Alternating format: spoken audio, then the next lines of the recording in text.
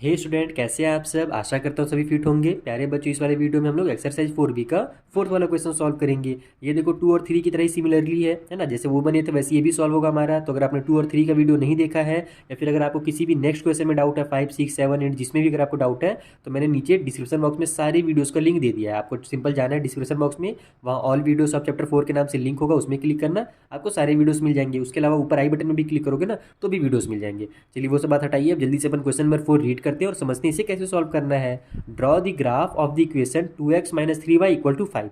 Equation दे दिया गया है, अपने को क्या करना है, इसके हिसाब से ग्राफ को ड्रॉ करना है।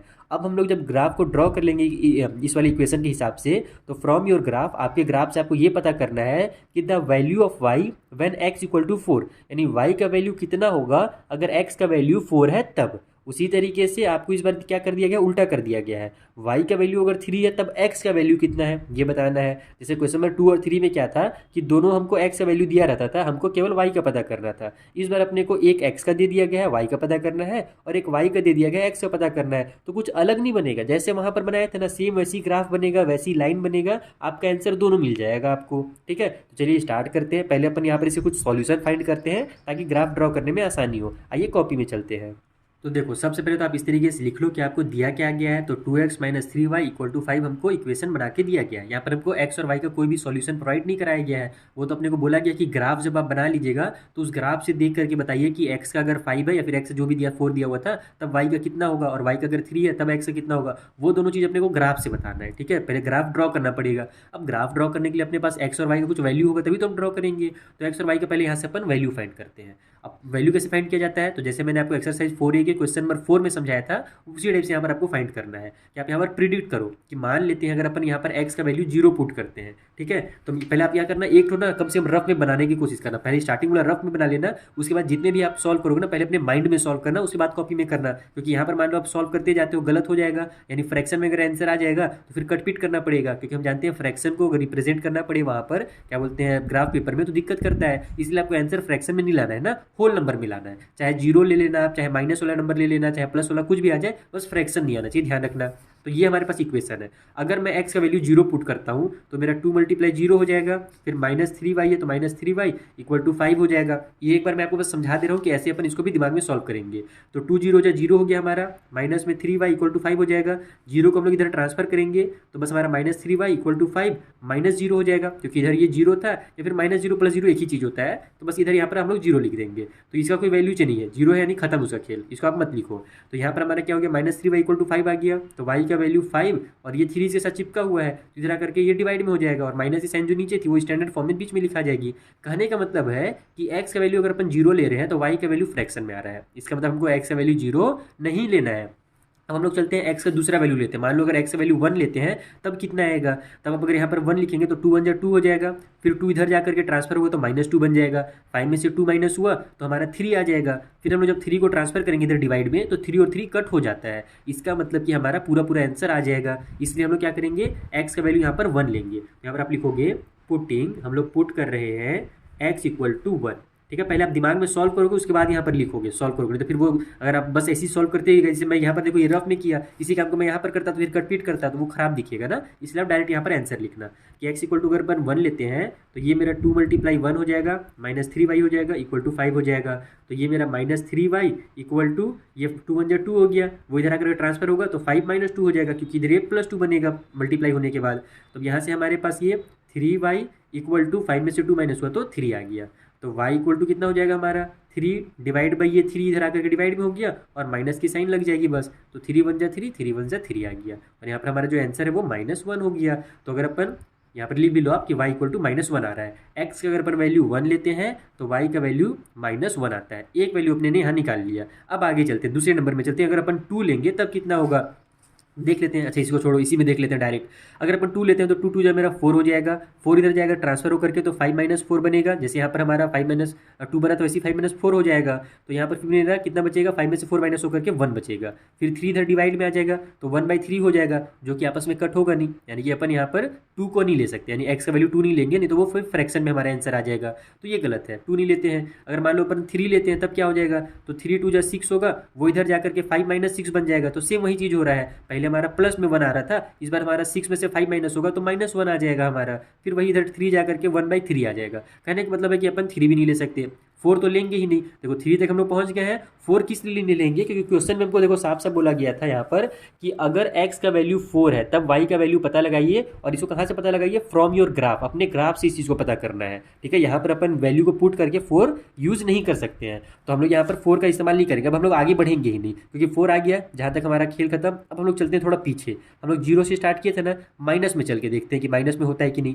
तो अगर मैं यहाँ पर -1 लेता हूँ तो 2 1 जा 2 हो जाएगा मेरा -2 इधर जाकर के +2 बन जाएगा तो 5 और +2 हो जाएगा मेरा 7। तो 7 3 से डिवाइड होता है क्या, यानी 7 आ जाएगा, फिर 3 नीचे आएगा, यही ना प्रोसेस चल रहा है हमारा। तो 3 जब नीचे आ जाएगा तो 7 और 3 कट नहीं होते हैं, यानी कि अपन -1 नहीं ले सकते x की वैल्यू। अगर हम लोग x की वैल्यू -2 लेते हैं तो मेरा 2 2 जब 4 हो जाएगा, जो कि -4 बनेगा, फिर -4 इधर आकर के +4 हो जाएगा, तो 5 और 4 हमारा 9 हो गया। ठीक है, अब 9 आ गया है तो 9 फिर 3 इधर जाएगा, तो 9 और 3 आपस में कट हो सकते हैं, इसका मतलब इसका वैल्यू मैं -2 ले सकता हूँ। यहाँ पर ऐसे लाइन बनाओ और यहाँ पर लिख दो x = -2। ये सब काम आपको यहाँ पर डायरेक्ट करना है, ध्यान रखना। तो अब हमारा ये हो जाएगा 2 × -2, दोनों साइन टकरा रहे हैं तो ब्रैकेट में कर लो, फिर -3y = 5 हो गया, 2 2 जा -4, -3y = 5, ये इधर जाकर ट्रांसफर होकर के तो -3y = 5 + 4 हो जाएगा। ये -4 इधर था तो इधर आगे +4 हो गया, तो ये हो गया -3y = 9 आ गया। तो y का वैल्यू निकालने के लिए 9/3 कर देंगे और ये माइनस का साइन बीच में लिख देंगे, तो 3 1 जा 3, 3 3 जा 9 आ गया। तो y का वैल्यू कितना आ गया हमारा, -3 आ गया। जब हमने x का वैल्यू कहाँ गया, ये -2 लिया तो y का -3 आया, तो यहाँ पर लिख दो आप -2 ले रहे हैं तो -3 आ जा रहा है।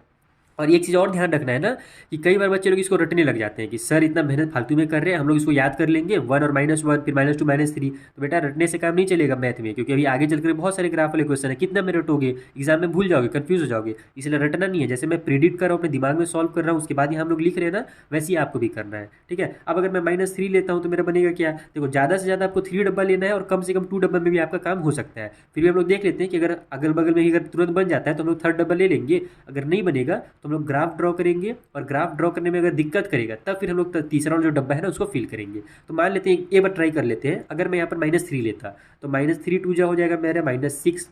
ठीक है, -6 इधर जाकर के +6 बन जाएगा, तो 5 और 6 हो जाता है 11, तो 11 3 से मेरा कट होगा नहीं, यानी कि देखो 3 और अभी मतलब कि हम लोग यहाँ पर ना आगे लेते जाएंगे तो बढ़ते चला जाएगा, इसलिए हम लोग इसको छोड़ देते हैं थोड़ी देर के लिए। 2 डब्बा से हम लोग देखते हैं कि हमारा ग्राफ बनता है या नहीं बनता है, अगर नहीं बनेगा तब फिर तीसरा डब्बा को हम लोग फिर कुछ ना कुछ मजबूरी में करने पड़ेगा, जैसे अभी -3 लिए फिर -4 ट्राई करेंगे, -5 ट्राई करेंगे, ऐसे करते चलेंगे। तो अभी नहीं करते हैं, अभी हम लोग इसमें से ग्राफ ड्रॉ करने की कोशिश करते हैं। आइए मैं ग्राफ बना लेता हूँ जल्दी से। अगर आपको ग्राफ बनाना भी सीखना है कि ग्राफ कैसे बनाया जाता है तो मैंने क्वेश्चन नंबर 1 में एकदम डिटेल में समझाया था, वो वाला वीडियो आप देख लेना, वहाँ से आप ग्राफ बनाना सीख जाओगे। चलिए मैं ग्राफ ड्रॉ कर लेता हूँ जल्दी से। तो देखो कुछ इस तरीके से पहले तो आपको ग्राफ ड्रॉ कर लेना है। इधर मेरा x एक्सिस होता है, इधर x डैश होता है, ये हमारा प्लस वाला x होता है, इधर माइनस वाला x होता है, ऊपर प्लस वाला y होता है, नीचे में हमारा माइनस वाला y होता है। ये सब बेसिक चीज़ें हैं, ये आपको पता ही होगा, क्लास 9 में पहुंच गया हो। अब हमने क्या देखा कि जब हमने x का 1 लिया था तो y का -1 आया, तो x की तरफ पे आप क्या करो, 1 कदम बढ़ो। ये देखो मेरा बीच का ओरिजिन पॉइंट होता है, इसको 0 0 बोलते हैं। ये हमारा प्लस का 1 हो गया x का, तो हम लोग देखिए कि y का कितना आ रहा है, -1 आ रहा है, तो y का -1 किधर है, नीचे साइड में है ना। ये देखो y का -1 हमारे पास नीचे साइड में है, तो यहाँ पर वाला जो पॉइंट होगा मेरा, ये x का +1 और y का -1 कहलाएगा। इसको मैं लिख भी लेता हूँ कि +1 x का और y का -1। दूसरा हमने क्या देखा था, -2 और -3 था, यानी x का -2 ले रहे थे तो y का -3 आ रहा था। तो x का -2 कहाँ पर है मेरा, x का -2 है मेरा यहाँ पर, तो y का -3 किधर भैया, तो y का -3 भी हमारा नीचे जाएगा, ये वाला -3 है, तो देखो ये -2 आ गया। ऐसे इसी में सीधा आते जाना है, और ये जो पॉइंट है -3 के सीधाई में ना, इस तरीके से ये वाला पॉइंट हो जाएगा मेरा -2x का और -3y का। हमेशा ध्यान रखना, पहले x का लिखते हैं उसके बाद y का लिखते हैं। अब ये हमारा देखो कुछ इस तरीके से 2 पॉइंट मिल गया, तो हम लोग इसको मिला करके एक लंबा सा ऐसे लाइन ड्रॉ कर सकते हैं ना। तो बस तीसरा लाइन बनाने की जरूरत है ही नहीं, तीसरा पॉइंट बनाने की, आपका 2 ही पॉइंट से काम चल जा रहा है, तो हम लोग टाइम वेस्ट नहीं करेंगे। बाकी मैंने जो क्वेश्चन नंबर 2 और 3 में बताया था ना, वहाँ पर भी एक बार आप कोशिश जरूर करना 2 पॉइंट से ही। अगर आपका 2 पॉइंट से काम चल जाता है तो फिर 3 पॉइंट मत बनाना, 3rd पॉइंट मत बनाना, एक बार रफली उसको जरूर ट्राई करना। ठीक है, तो लंबा सा अपन लाइन ड्रॉ कर लेते हैं, इधर भी बढ़ा देता हूँ मैं। ठीक है, ज़्यादा नहीं बढ़ाएंगे, बस इसके सीधाई में और इधर इसके सीधाई में बढ़ाएंगे, और उसी तरीके से इधर भी आगे बढ़ा दो आप। तो ये हो गया मेरा कुछ इस तरीके से। अब हमसे क्वेश्चन में क्या बोला गया था मेरा कि find the value of y when x = 4, यानी x का अगर वैल्यू 4 रहता है तब y का वैल्यू कितना आएगा ये बताना था अपने को। तो देखो यहाँ पर मेरा x का वैल्यू 4 यहाँ पर आ रहा है, ठीक है। तो y का वैल्यू इधर जाएगा ना, ये वाले लाइन में अपने को टच करना है, ध्यान रखना कि अब हमारा y किधर जा रहा है, ऊपर की तरफ जा रहा है। तो x अगर 4 आ रहा था तो यहाँ पर इसके सीधाई में ये है, तो आप एक चाहो ना छोटा सा लाइन भी यहाँ पर ड्रॉ कर सकते हो, पेंसिल से करना तो ज़्यादा बेटर रहेगा। एक सेकेंड, ये मैं पेंसिल ले लेता हूँ और इसको मैं ऐसे यहाँ पर मिला देता हूँ। तो ये मेरा मिल गया ना इस तरीके से। तो ये मेरा जो पॉइंट बना है यहाँ पर, ये हमारा बना है x का 4, तो उस कंडीशन में y का कितना बन रहा है, तो y का 1 बन रहा है। तो x अगर 4 रहेगा तो y का 1 आएगा। क्लियर। अब यहाँ पर उसी तरीके से दूसरा हमसे क्या बोला था कि अगर y का वैल्यू हमको 3 दिया रहा है, y इक्वल टू 3 है, तो find the value of x, यानी y का वैल्यू अगर +3 है तो y का वैल्यू +3 कहाँ पर आएगा, यहाँ पर आएगा। तो अब इसके सीधाई में कौन सा है x का, तो देखो इधर तो हम लोग ले जा नहीं सकते, सीधा ले जाना है, चाहे तो इधर ले जाना है चाहे तो इधर ले जाना है। तो इधर तो हमारा ग्राफ गया नहीं है, ये जो लाइन है हमारा वो इधर गया है, तो हम लोग क्या करेंगे, इधर इसको बढ़ाएंगे। तो y का अगर हमारे पास 3 है तो उस कंडीशन में देखते हैं x कहाँ तक पहुँचता है ना, तो हम सीधा बढ़ाना इसी लाइन को, वैसे तो सीधा आपको दिख ही रहा हो ग्रीन ग्रीन वाला, फिर भी आप पेंसिल से बार जरूर ड्रॉ कर देना, उससे आपको टीचर को देखने में भी आसानी होगी और चेक करने में भी आसानी होगी। तो ये हमने यहाँ पर इसको मिला दिया ऐसे, ठीक है। तो हमने क्या किया कि y का 3 लिया, तब हम देखते हैं कि उसी तरीके से इसको थोड़ा सा डार्क कर देता हूँ ताकि अच्छा दिखे, ठीक। तो यहाँ पर हमारा ये वाला कहाँ पर आ जा रहा है, 7 के पास आ जा रहा है। लगता है थोड़ा सा लाइन टेढ़ा हो गया इसलिए थोड़ा सा आगे निकल गया, नहीं तो ये मेरा 7 के अप्रॉक्स में आना चाहिए था, यानी 7 के पास ही आएगा। लगता है थोड़ा सा आगे पीछे हुआ होगा, कहीं पर ड्रॉ वगैरह करने में लाइन वगैरह ऊपर नीचे हुआ होगा। जैसे देखो ये छोटा छोटा से तो ऊपर नीचे होता है ना, इसकी वजह से भी कभी कभी लाइन बिगड़ता है। तो इतना ये सबको ना एकदम बारीक से बनाना है, एकदम अच्छे से सीधा सीधा लाइन बनाना।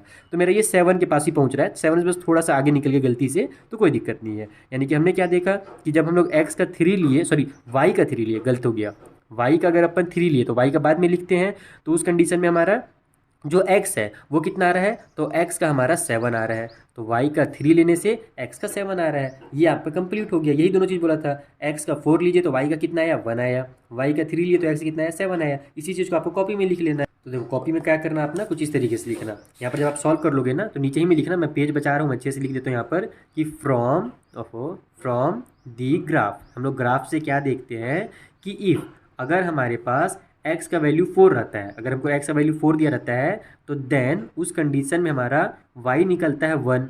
और उसी तरीके से एंड करके लिखो, साथ ही साथ में अगर y हमको दिया रहता है 3 तो उस कंडीशन में हमारा जो x है ना वो निकलता है 7। ये भी आप लास्ट में जरूर बता देना, ये पूरे क्वेश्चन का कंक्लूजन है। यही चीज़ तो हमसे बोला गया था कि पहले जो इक्वेशन दिया हुआ है उससे ग्राफ ड्रॉ कीजिए। तो इक्वेशन से ग्राफ ड्रॉ करने के लिए आपको x और y के कुछ पॉइंट्स निकालने पड़ेंगे, तो हमने 2 पॉइंट्स निकाल लिया, उससे हमारा काम बन गया। हमने फिर ग्राफ में लाइन इस तरीके से ड्रॉ कर लिया, सीधा सीधा लाइन बढ़ा दिया।